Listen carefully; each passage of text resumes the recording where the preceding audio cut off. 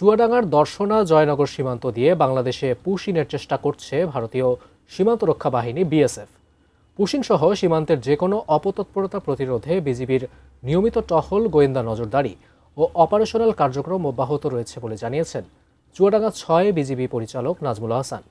চুয়াডাঙ্গা থেকে জয়নগর সীমান্ত দিয়ে সর্বশেষ তথ্য জানিয়েছেন প্রতিনিধি মোহাম্মদ মিঠুন।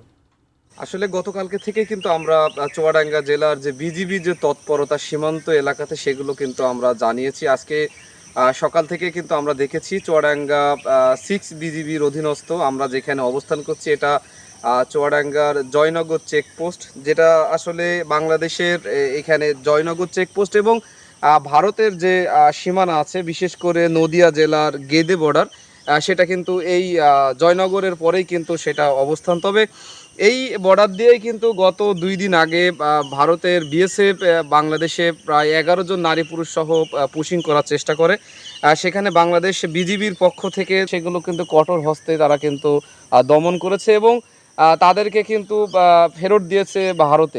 দীর্ঘদিনই বিজিবি সীমান্তে কিন্তু একেবারে জিরো টলারেন্স, বিশেষ করে মাদক এবং অনুপ্রবেশ এই ক্ষেত্রে কিন্তু বিজিবির কাছে কোনো ধরনের ছাড় নেই। আমরা দেখেছি এই অঞ্চলে যে সমস্ত তরুণ যুবক আছে তারাও কিন্তু বিজিবির সাথে সীমান্ত পাহারা দিচ্ছে। গতকালকে রাত্রের থেকে আমরা দেখেছি যে বিভিন্ন অর্থাৎ চুয়াডাঙ্গা জেলার বিভিন্ন স্থানে সীমান্তে তারা কিন্তু বিজিবির সাথে পাহারা দিচ্ছে এবং তারা দিন রাত ভাগ করে কিন্তু এই পাহারা দিচ্ছে। বিশেষ করে বিজিবির যিনি পরিচালক আছে 6 বিজিবির, আমরা তিনার সাথে কথা বলেছি, নাজমুল হাসান, তিনি কিন্তু বলেছেন যে বাংলাদেশের যদি ভারতের বিএসএফরা যেভাবে অনুপ্রবেশ করছে তারা যদি বাংলাদেশের কোনো নাগরিক হয়, বাংলাদেশের যে আইন আছে সেই আইনের মাধ্যমেই তারা বাংলাদেশে ফেরত দিক, তাছাড়া কোনোভাবেই অবৈধভাবে যাতে অনুপ্রবেশ না করে সেজন্য কিন্তু তারা তৎপর আছে। এবং তারা কিন্তু বলেছেন যে বিজিবি যেভাবে পাহারা দিচ্ছে তারা কিন্তু তাদের জায়গায় অবস্থান করছে এবং কোনো রকম তারা ছাড় দিবে না। বিএসএফ আসলে রাতের আধারেই কিন্তু তারা